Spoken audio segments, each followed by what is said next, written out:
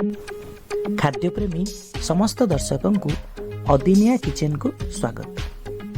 आज जो रेसिपीटी नहीं आम आपण सामना को आसीछु ताहा है आलू बेसन तरकारी। आलू बेसन तरकारी पाई आवश्यक खाद्य सामग्री गुड़िक है बेसन 1 कप बा गिनाए, तेल, पियाज 2टी कटा होइथिबा, अदा, रसुण, कंचा लंका, सुखिला लंका, जीरा, जीरा गुंड, लंका गुंड, हलदी गुंड, लुण एवं अल्प परिमाणर चिकेन मसला। जीरा गुंड, लंका गुंड एवं हलदी गुंड को आमे प्रथमे अल्प पानी रे मिसई गोलई रखिदबा। दर्शक बंधु, प्रथमे आमे बेसनर केक प्रस्तुत करिबा।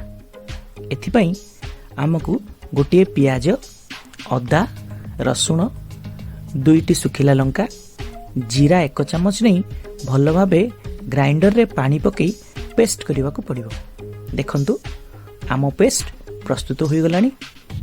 वर्तमान पानी रे बेसन तथा उक्त पेस्ट को गोलाई भल भावे घांटी एही भली बहलिया आण प्रस्तुत करिबा।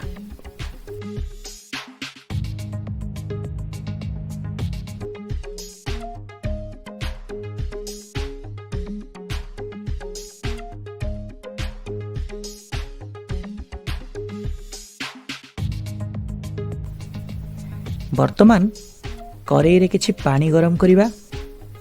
पानी फुटी आसिले सेथिरे अल्प तेल पकेइबा एवं उक्त आण को अल्प अल्प करी पकेई भल भाबरे घांटिबा।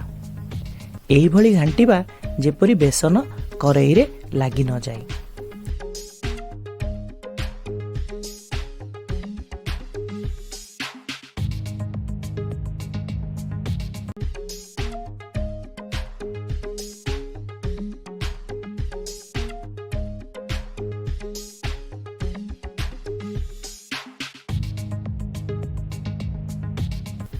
एभली एहाकु बारंबार घांटुथिबा एवं अल्प अल्प आण पकाई परिशेष रे आपण मन देखि परथिबे बेसन केक पई एहा रेडी होई सारलानी।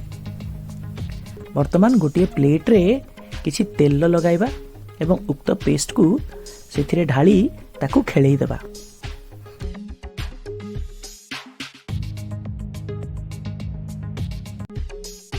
किछि समय छाड़ी देबा ठंडा हेबा पई। ठंडा होई सारिबा परे एहाकु आमे छोटो छोटो पीस रे काटी नेबा।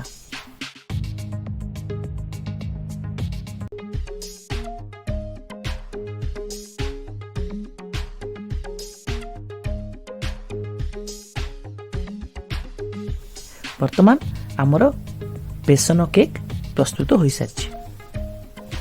एबे चलंतु कड़ाई रे किछि तेल नबा।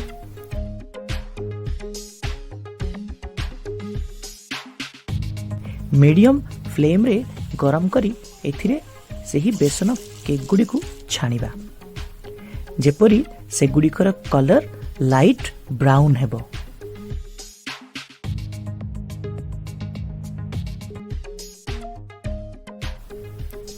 अन्य एक पात्र रे टिश्यू पेपर नहीं छणा बेसन गुडी को अलगारे रखिनेबा। वर्तमान चलंतु किछि कटा जाइथिबा आलू को मध्य छानिबा एवं ताकू अलगारे छानी रखिबा।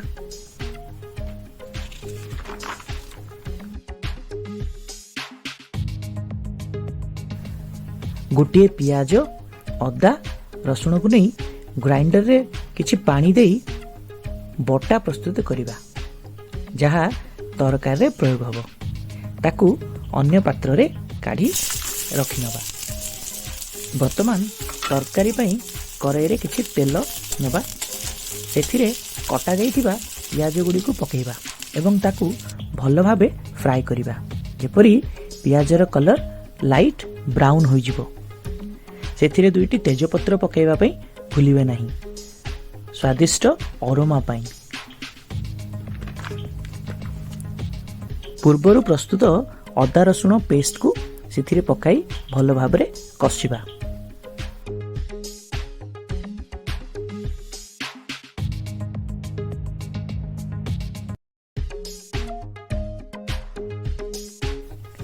କଟା ଯାଇଥିବା ଗୋଟିଏ ଟମାଟୋକୁ ସେଥିରେ ପକାଇବା।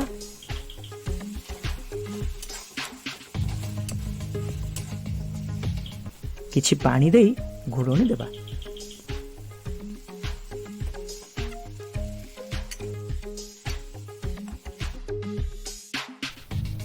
କିଛି ସମୟ ପରେ ଘୋଡ଼ଣି କାଢ଼ିବା ପରେ ସେଥିରେ ଛଣା ଦେଇଥିବା ଆଳୁ ପକାଇବା। ଭଲ ଭାବରେ ପୁଣି ଥରେ କଷିବା। ଆବଶ୍ୟକ ପାଣି ଦେବା। ପୁଣି ଘୋଡ଼ଣି ଦେଇ କିଛି ସମୟ ସିଝିବାକୁ ଛାଡ଼ିଦେବା।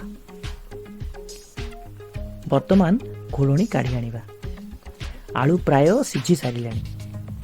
ଏବେ ଆମେ ବେସନ କେକ୍ ଗୁଡ଼ିକୁ ଧୀରେ ଧୀରେ ସେଥିରେ ପକାଇବା।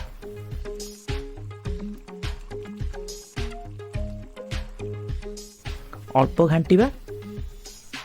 ପୁଣି କିଛି ସମୟ ସିଝିବାକୁ ଛାଡ଼ିଦେବା।